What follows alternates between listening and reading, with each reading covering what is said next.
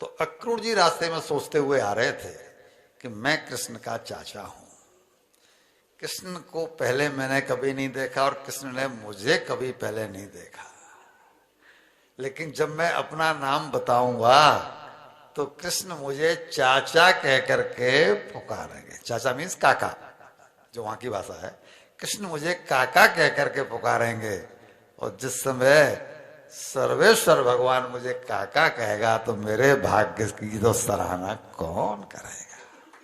और जब उनके चरणों में ये पड़े हैं तो भगवान कृष्ण और बलराम जी ने इनको काका कहकर ही संबोधित किया है। काका ये क्या करते हो, हम तो आपके बालक हैं। एक साइड में बलराम खड़े हैं, एक साइड में श्री कृष्ण खड़े हैं, और दोनों उनके दोनों हाथ पकड़ करके और लाए अपने अपने अपने महलों में। बहुत बृहद प्रसंग है। भगवान कृष्ण ने यह पूछा है, चाचा वहां क्या चल रहा है? आप हमारे परिवारी हैं। मैंने सुना है कि कंस हमारे परिवारी जनों को बहुत कष्ट दे रहा है, वहां की जनता बहुत दुखी है। क्या ये सत्य है? कि हाँ सत्य है। तो काका आप अभी तक क्यों नहीं आए? क्या जवाब देते? मैं कब से इंतजार कर रहा था कि कोई ऐसा व्यक्ति आए जिससे मुझे वहां की स्थिति के बारे में पता चले। आज आप आए हो तो बताओ क्या समाचार लेकर आए हो, आपके आगमन का हेतु क्या है?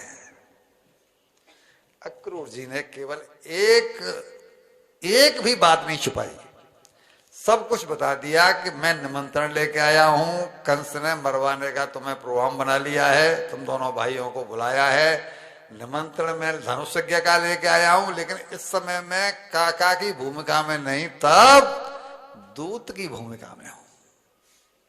इस समय मैं दूत की भूमिका में हूं।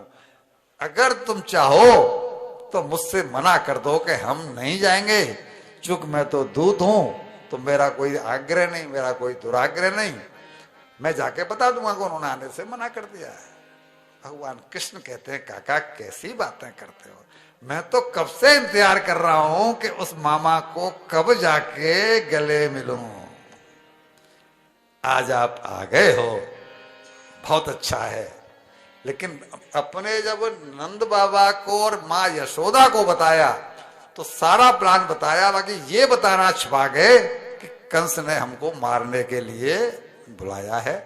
बाबा से और मैया से यही कहा है कि महाराज कंस का निमंत्रण आया है और उन्होंने हमें अपने मल्ल युद्ध के लिए और धनुष युग में शामिल होने के लिए निमंत्रण भेजा है।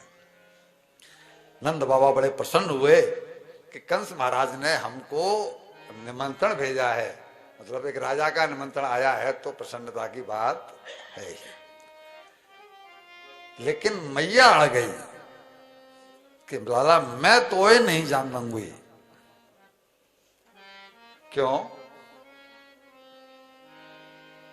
बाबा ने डोरी पिटवा दी कि भाई कल हम सब लोग मथुरा जाएंगे, जिसको हमारे साथ चलना हो वो चले, सब अपने अपने छकड़े रात में ही सजा लो।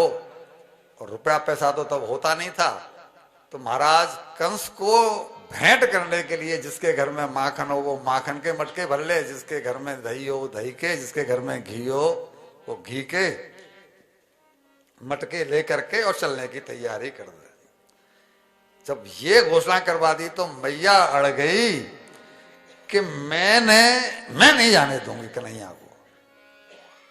जमींदार तुम हो कि लाला, तुमको निमंत्रण आया है तुम जाओ, लाला को वहां क्यों जाना? मैं इसके बिना एक क्षण भी जीवित, ये मेरी आंखों का तारा है, इसको वहां कौन खिलाएगा, इसकी कौन देखभाल करेगा? और मैया ने घर में कोहराम मचा दिया। बहुत समझा रहे हैं बाबा कि वहां ऐसा क्या है, हम हैं ना, इतना तो सारा परिकर हमारे साथ जाएगा, तो कन्हैया की देखभाल कौन नहीं करेगा, सभी तो करेंगे। लेकिन वो कह रही है कि मैं उसे अपनी आंखों से ओझल नहीं होने देना चाहती। समझा रहे हैं, लेकिन भैया टस से मस नहीं हो रही, और भैया ने कोहराम मचा दिया। तब कन्हैया ने अपनी कलाकारी दिखाते हुए कहा, भैया रो मत। तब क्यों? कि देखो भैया, इसको आप ऐसे कहो,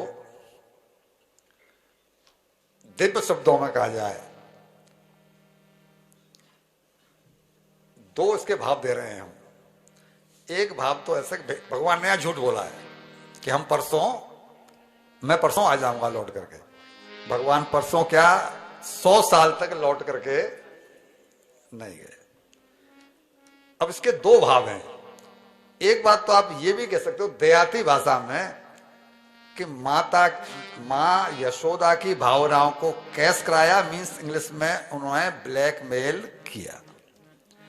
एक भाव ये है कि जैसे दादाजी दादा दादी कहीं जाने को हो रहे हो, सूटकेस सब तैयार रखे हैं, और तांगे वाला या रिक्शे वाला या टैक्सी वाला आ गया है, तो पोता कहता है कि मैं चलूंगा तुम्हारे संग, मैं चलूंगा। तो दादा दादी कहते हैं, लल्लू हम कहूं ना जा रहे, बस यहीं तक जा रहे हैं, हवा लौट के फिर दोबारा वापस,